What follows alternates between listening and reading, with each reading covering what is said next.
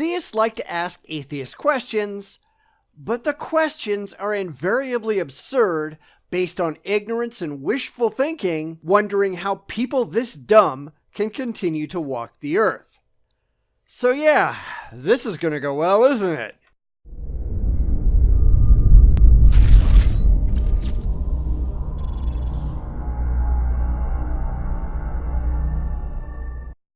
There's a little channel run by, and forgive me if I get this wrong, Andrew Delalla. Sorry if I mispronounced that.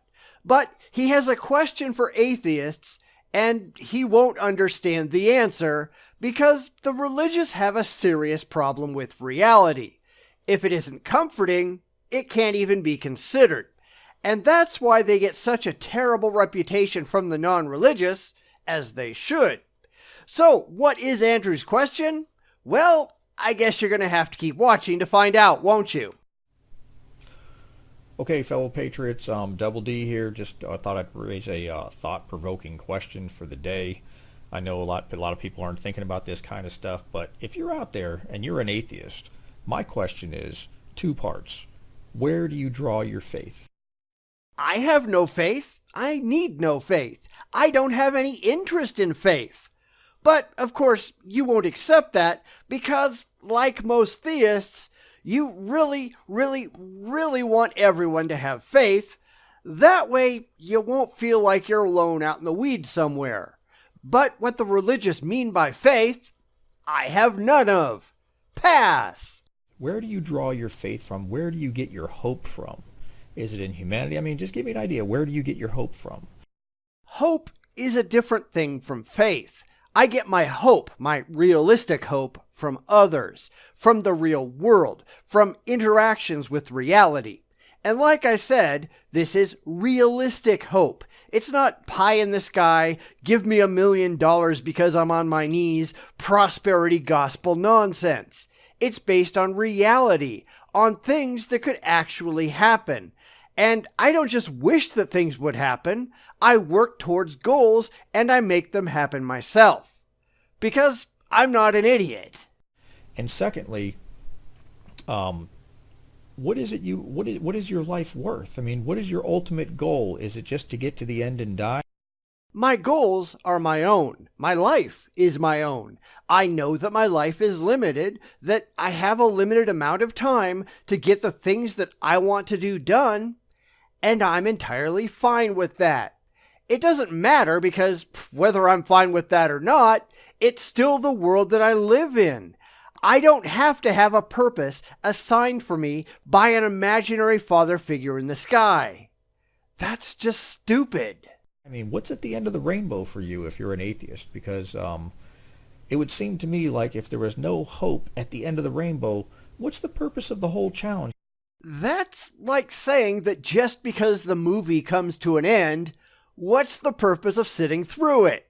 Because whether you like it or not, everything ends. Absolutely everything. I don't care how that makes you feel, that's the world you live in. The best you can do is come to grips with that fact and do the best you can with the limited time that you have, because someday it's all going to go away. Welcome to reality. Because, I mean, like, as human beings, we save money to buy a car.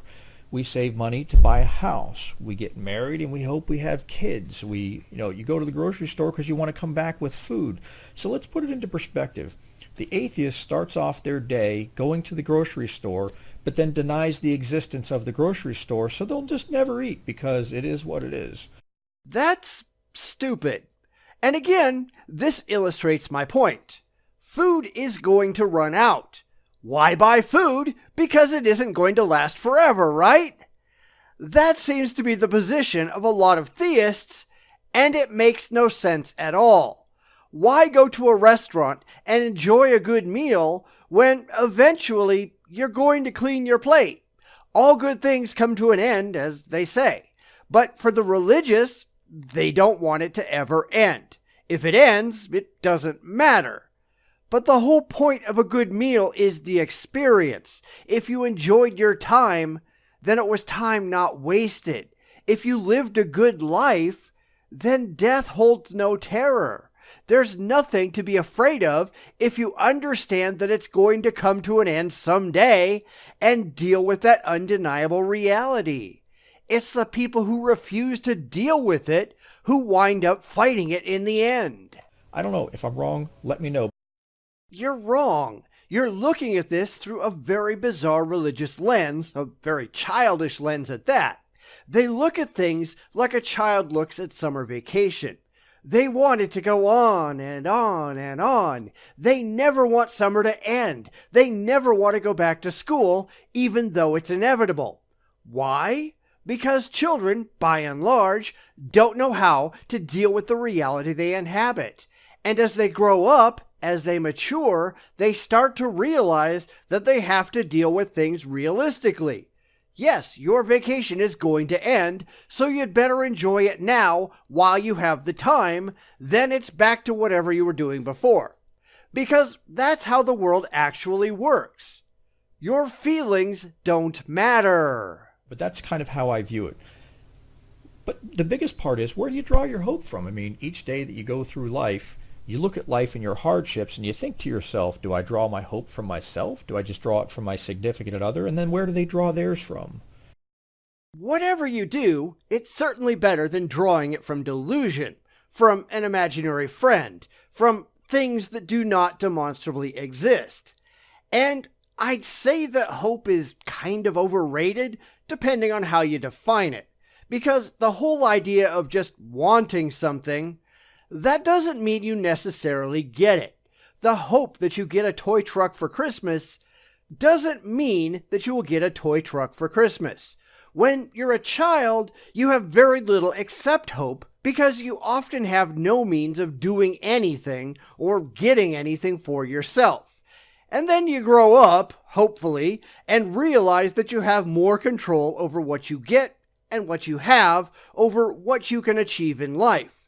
It's probably never going to be complete control, but depending on how you choose to live, your level of control increases the older you get. Hope stops being a limiting factor so long as you temper it with an understanding that reality isn't necessarily fair and you can't always get what you want. But as I said, the religious are often just emotional children, and that's not a good thing.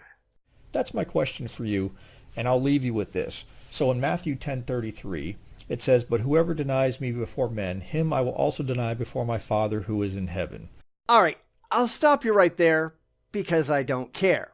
Since this video is supposedly aimed at atheists, quoting Bible verses at us isn't going to impress us a bit. We don't believe any of this ridiculous crap. We think you're delusional.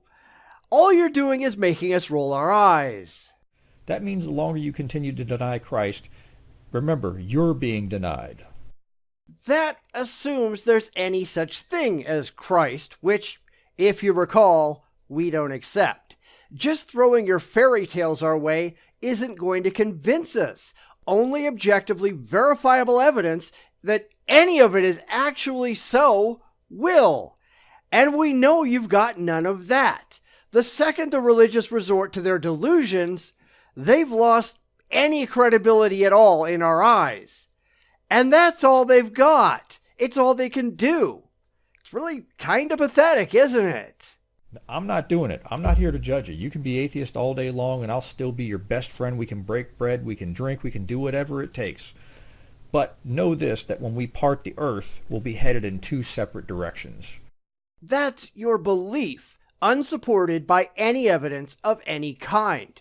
You're welcome to believe that if you want. I can't stop you. I think it's dumb, but I can't stop you. But just because you believe it, that doesn't mean I'm going to agree with you. It doesn't mean that throwing it out there in a video is going to gain you any brownie points. It's just going to make you look stupid from our perspective. But hey, you do you, I guess. Because it's clear right there, and you don't want Jesus Christ denying you before his Father in heaven. I'm going to tell you right now, I just don't think that works out well for anybody who's in that category. Again, you're just assuming that whatever it says in your book of mythology is true, which you still have no evidence for. This is one more reason that debates and discussions with the religious really go nowhere, because you have one side spouting a bunch of unsupported nonsense as though it's got to be true, and the other side just standing there confused going, "What's going on here?" We're like, "Huh? What you talking about, Willis?" Because from our perspective, everything coming out of your mouth makes no sense at all, and you can't show that any of it is credible. Hence, we're not going to take anything you say seriously. It doesn't matter how convinced you are. You have to convince us. And you're not even trying. Now, keep in mind, I, like you, and I am also a sinner. Your sin is no greater than mine no greater than yours. No such thing as sin, sorry. You'd have to prove that there's anything real to sin against, and you simply can't do that. At least from our perspective, if we quote-unquote sin, we do so against other human beings, and there's a demonstrable price to pay as a consequence of our wrongdoing. For you, though, it's imaginary sins against an imaginary God that you've got no evidence for, and you expect us to believe you. Yeah, I think not. But, these words here are in red, so I'd probably pay attention to them. Because of the color of the ink used. You have to remember, we don't think Jesus has any special validity. Heck, I don't think a lot of us even think Jesus ever existed at all. If they started publishing the Harry Potter books with all of Harry Potter's words in red, would that make you pay special attention? I don't think so. And then let's just think about this. If you were a God in the world, and you loved your world so much that you gave up your only begotten son, what would that say to the whole world? That is an incredible amount of love. Think about that for a second before you deny him. And remember, I love you too, no matter what. Yeah, except the only reason God supposedly had to give up Jesus to die on the cross is because he screwed up so utterly in the Old Testament. The first half of the Bible is a litany of God's failures. If your God wasn't such a complete fool, none of this would have been necessary. And this is the God you want us to bow down to, right? Yeah, no thanks. I think I'll pass on worshiping stupidity if you don't mind. And the love bit? Maybe you ought to try loving reality a little more than you do your delusions. Maybe you ought to be a little more concerned with the facts than they are with your feelings. Because refusing to do so just makes you look foolish, which is why your video at present has 62 downvotes and only 1 upvote. Because you're not impressing anyone. You're just not. But you're hardly alone. All apologists are in the same boat. The same badly leaking, slowly sinking boat. You're no better off than the flat earthers or the anti-vaxxers.